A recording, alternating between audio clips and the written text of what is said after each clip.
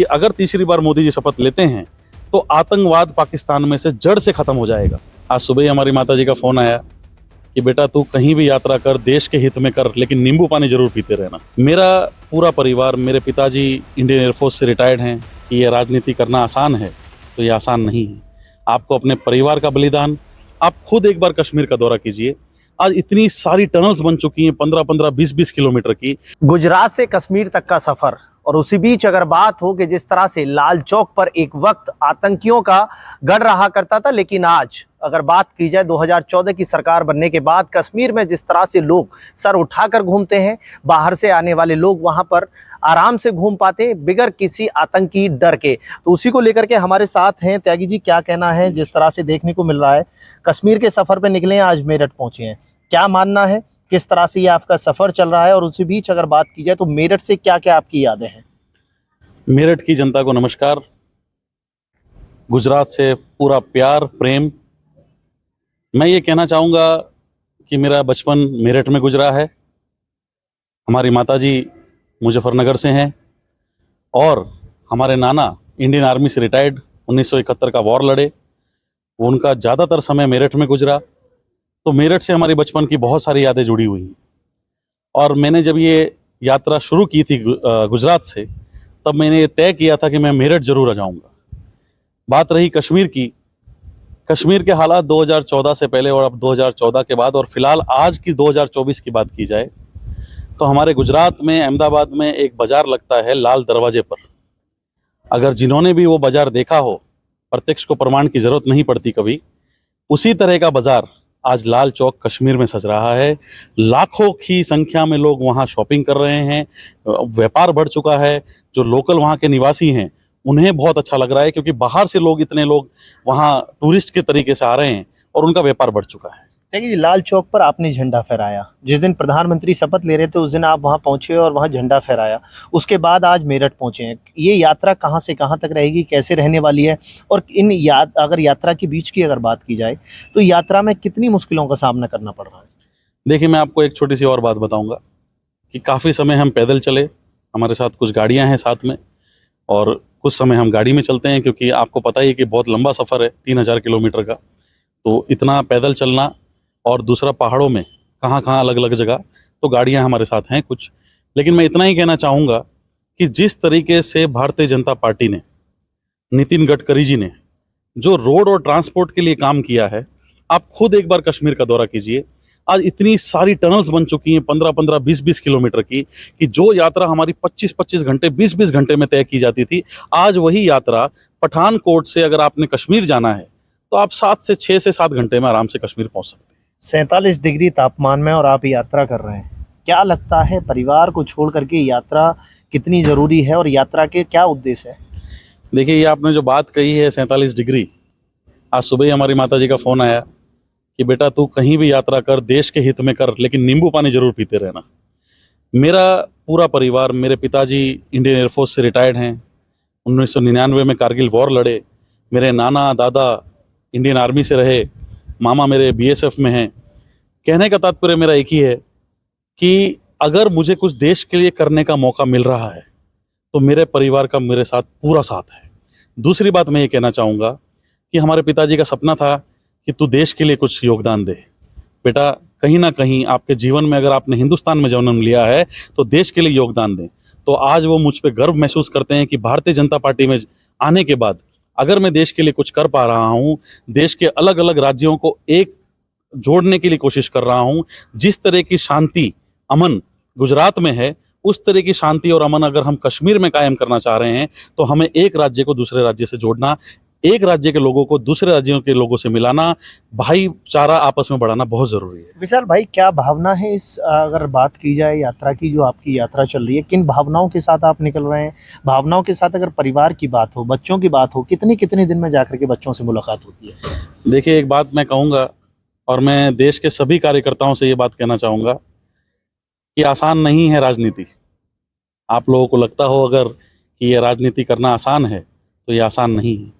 आपको अपने परिवार का बलिदान, अपने सपनों का बलिदान, अपने बच्चों से, जो जब वो बच्चे छोटे होते हैं, साल भर के, 2 साल के, 5 साल के, उनसे मिलने का जो आपका एक अभाव हो जाता है, नहीं मिल पाते आप उनसे, तो ये बहुत बड़ा मुझे लगता है बलिदान है।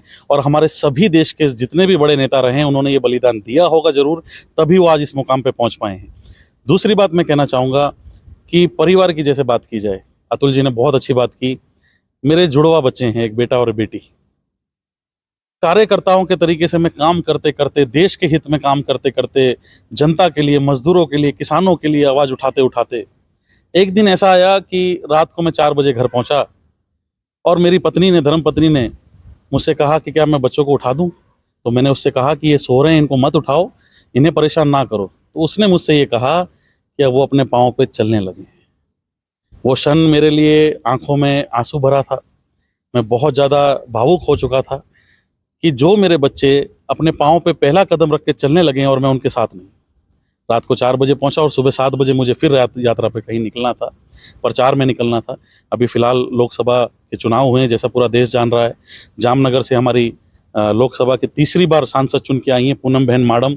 एक क्रांतिकारी, एक योद्धा के तरीके से वो पूरे के पूरे जामनगर को संभाले हुए हैं।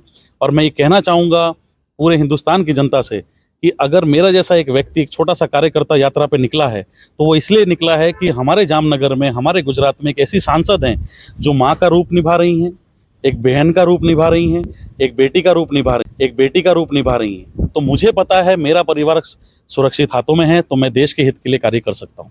तो कहीं ना कहीं कश्मीर की जब बात होती है, आप कह रहे हैं कश्मीर सुरक्षित होना चाहिए। हाल फिलहाल की अगर बात की जाए तो आतंकी हमले कई घटनाएं बढ़ गई हैं। मैं आपसे एक बात और कहना चाहूँगा, अगर हम 2014 से पहले की बात करें, ब्रेकिंग न्यूज़ जितने भी चैनलों पे, आपके चैनलों पे भी अगर रहती होंगी, तो मैंने जहाँ तक महसूस किया है कि आज फलाने राज्य में आतंकवादी हमला हो गया, आज फलाने राज्य में आतंकवादी हमला हो गया, आज फलानी जगह बॉम्ब ब्लास्ट हो गया, आज फलाने ने फलाने गोली मार, मतलब यही चीज़ों को हम ब्रेकिंग न्यूज़ में हमेशा देखते आए। 2014 के बाद हमारी ब्रेकिंग न्यूज़ चलती थी कि भाई हमारे देश में एक नया IIM बन गया, हमारे देश में एक नया एम्स खुल गया। जम्मू में जाके आप देखिए IIM, IIT, एम्स इतनी ज़्यादा फास्ट, इतना ज़्यादा प्रोग्रेस कर रहा है सिस्टम कि आप जाके देखिए। दूसरा, अगर मैं कश्मीर में अमन और शांति की बात करता हूँ, तो ऐसे कौन लोग हैं जिनको नरेंद्र मोदी जी की तीसरी बार शपथ लेने से तकलीफ है?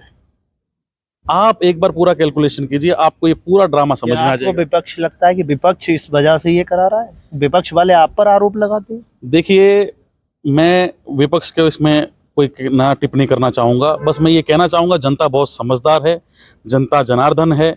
उन्हें पता है कि तीसरी बार शपथ लेने से किन किन लोगों को, कहाँ कहाँ किन किन को परेशानी है, पाकिस्तान को कितनी परेशानी है। क्योंकि पाकिस्तान को पता था कि अगर तीसरी बार मोदी जी शपथ लेते हैं तो आतंकवाद पाकिस्तान में से जड़ से खत्म हो जाएगा। और दूसरी बात मैं और कहना चाहूँगा, मोदी जी भारत के प्रधानमंत्री हैं या पाकिस्तान के प्रधानमंत्री हैं? पाकिस्तान से कैसे आतंकवाद खत्म हो जाएगा? देखिए, मैं आपको इसमें थोड़ी सी टिप्पणी करना चाहूँगा। पाकिस्तान आज तक हमारे देश में जितना भी आतंकवाद फैला, जितने भी लोग मारे गए, जितनी भी आतंकवादी गतिविधियां हुई, उसमें डायरेक्ट इनडायरेक्ट पाकिस्तान का नाम आया, प्रत्यक्ष रूप से, अप्रत्यक्ष रूप से। लेकिन हमारी जो सेंट्रल गवर्नमेंट उस टाइम हुआ करती थी 2014 से पहले, उनका हमेशा एक ही नारा होता था कि भाई भाईचारा बढ़ाओ, पाकिस्तान से मिलो, पाकिस्तान से दोस्ती करो। वो हमारे लोगों को मार रहे हैं, वो हमारी सेना पे हमला कर रहे हैं, वो हमारे होटलों में घुस के हमारे टूरिस्ट लोगों को मार रहे हैं और हम उनसे हाथ मिला के उनसे दोस्ती का चारा कर रहे हैं। आज आप एक चीज़ देख रहे होंगे 2014 के बाद कि ईंट अगर वो मारते हैं तो यहाँ से पत्थर नहीं, यहाँ से गोलियां लगती हैं। और पहली बार ये देश महसूस कर रहा है कि हाँ सुरक्षित हाथों में है, सर्जिकल स्ट्राइक होती है, उनके देश में घुसकर आतंकवादियों को मारा जाता है। तो ये 2014 के बाद ईंट का जवाब गोलियों से, बिल्कुल जायज़ बात है। उसका रीज़न मैं आपको बताता हूँ। देखिए, कश्मीर के अंदर आज जब हम जा रहे हैं, जितने भी लोग, जितने बच्चे हमें मिले, जितने युवा हमें मिले, उसमें से कुछ युवा शॉल बेच रहे थे। हमने उनसे बात की, मैं भैया शॉल कितने का है? अच्छा, आप पहले क्या कार्यक्रम करते थे?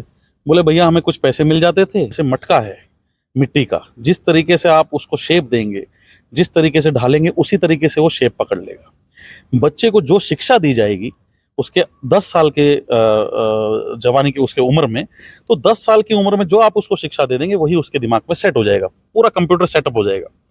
आज का जो बच्चा है, छोटा बच्चा, उसके लिए नज़रों में जम्मू कश्मीर के अंदर सबसे पहले देश, दूसरे नंबर पे परिवार, तीसरे नंबर पे वो खुद, चौथे नंबर पे उसका व्यापार। तो आज जो वहां से आवाज आती है वो सबसे पहले देश की आती है कि सबसे सर्वप्रथम अगर हमारे साथ